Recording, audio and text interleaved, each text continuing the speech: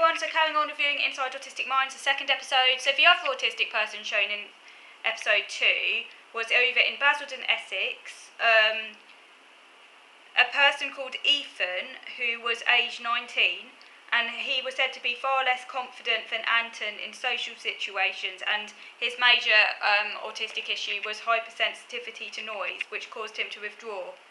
And he was studying games development, and he goes to college, but it's the only time that he leaves home is when he goes to college, and he avoids socialising, preferring to stay at home where he writes music, and he barely speaks to his classmates. And he was also diagnosed very young, at the age of 4, and that was because his parents noticed his speech was delayed and that he wasn't interacting.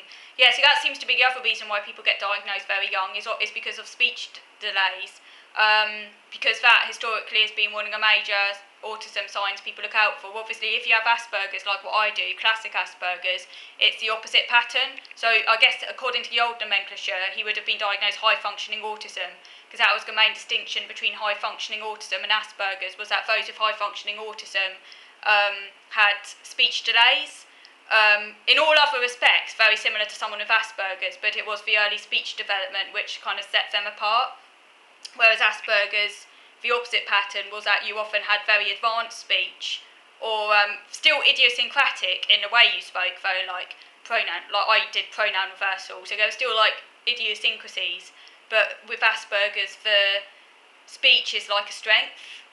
The actual mechanical aspects of language, although there can still be certain aspects that are off, like as I said with pronoun reversal and maybe not being able to pronounce certain words properly, and maybe like repetitive language, or like talking in a monotone. I used to talk in a monotone, or talking too fast and things like that.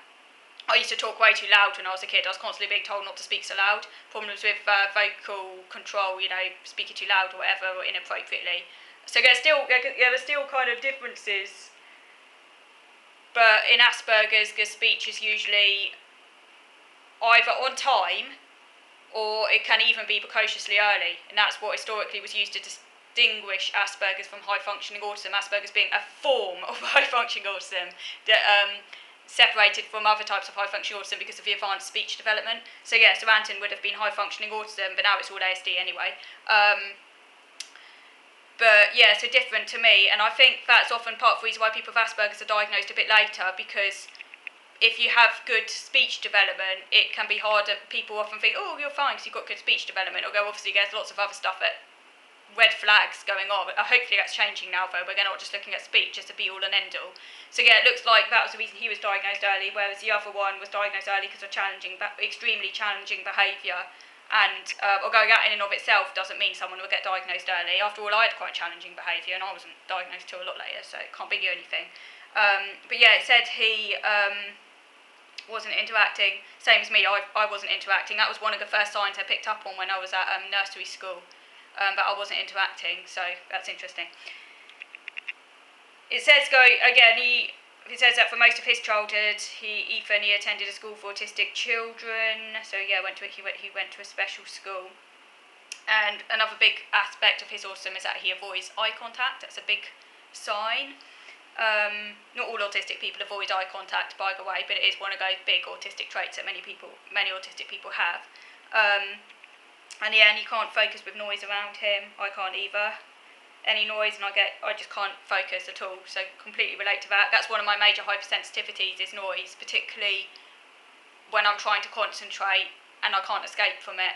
It's not all noise, and it's not all the time. People get confused about hypersensitivities. It's not like a simple equation of noise equals problem. It depends on the whole context and the unpredictability of it.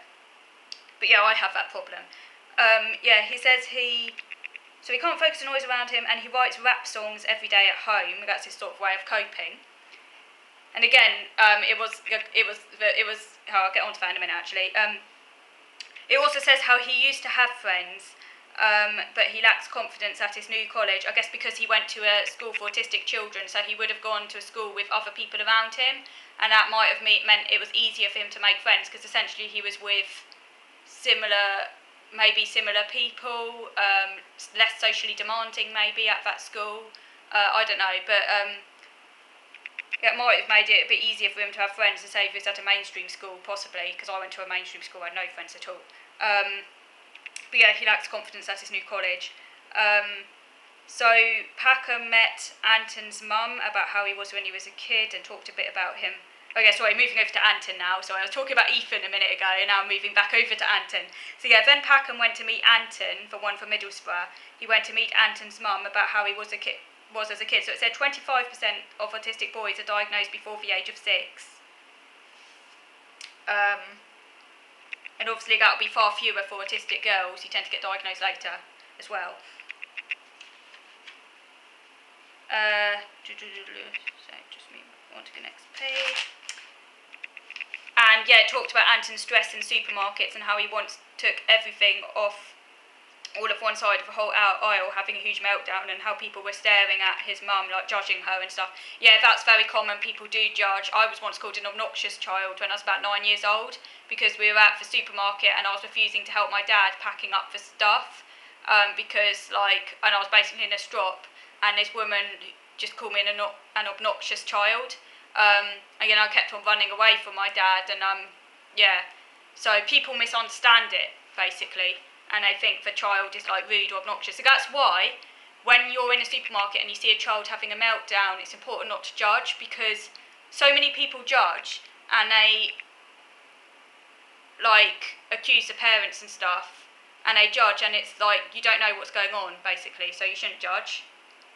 I often think when I see a child having a meltdown, I wonder if they're autistic. It's often actually the first thing going to my head. Not a toddler, because obviously toddlers have meltdowns. I talk about older children having meltdowns. Like, say if you see one that maybe is a bit too old normally to have a meltdown, I don't know, particularly if it's a really extreme meltdown, I do tend to think, I wonder if that kid's autistic. Because it's actually often the first thing that enters my head. I guess because I'm kind of, what's the word, aware of it. Takes one to know one, as they say. I mean, I could be wrong, but it is one of the first things. Or if not autism, and it could be ADHD or some other neuro condition. And it talked about how Anton's mum worries about his future and worries about how his partner can cope with his ongoing issues because he has such severe issues around routine and stuff. And it talked about how he plays football, which is his major passion. But his football teammates never guessed that Anton was autistic before he told them. So that was interesting. One of them said that the reason he never guessed was because Anton seemed totally different to his autistic brother, and that Anton just seemed a completely normal guy. So I guess the person's autistic brother behaved maybe a bit more obviously in how his autism came across. And because of that, maybe he was seeing everything through the lens of his autistic brother, and because Anton wasn't behaving like his autistic brother, he kind of didn't see Anton as that different, or didn't cross his mind that he might be autistic or something. That's quite common actually. People often judge or make assumptions based on what they think they know about autism, forgetting of course that autism is different in every single person, and not everyone appears really, really obvious. I actually usually can pick up if someone might be autistic. Again, I don't know what it is. I can sometimes pick up on certain subtleties, and I have been proven correct a number of times, which is quite interesting.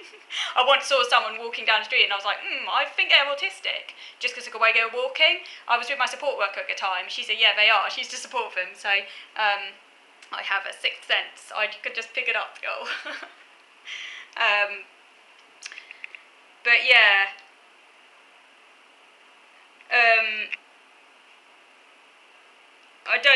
so what am I saying?